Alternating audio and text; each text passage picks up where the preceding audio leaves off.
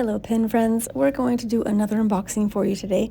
Today's unboxing features a new limited edition Regatta fountain pen, and this is the second in the series of limited editions inspired by Piet Mondrian.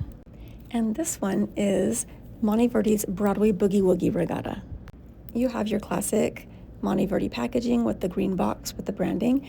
It does include plenty of information about your pen, about how to take care of it. It includes 2 ink cartridges, and the converter is already installed in your pen. And you can see Piet Mondrian's style is the inspiration behind this pen. The original 1942 piece was inspired by New York City's nonstop energy and the rhythmic vitality of boogie woogie music. The resulting piece of art became one of Piet Mondrian's most famous masterpieces.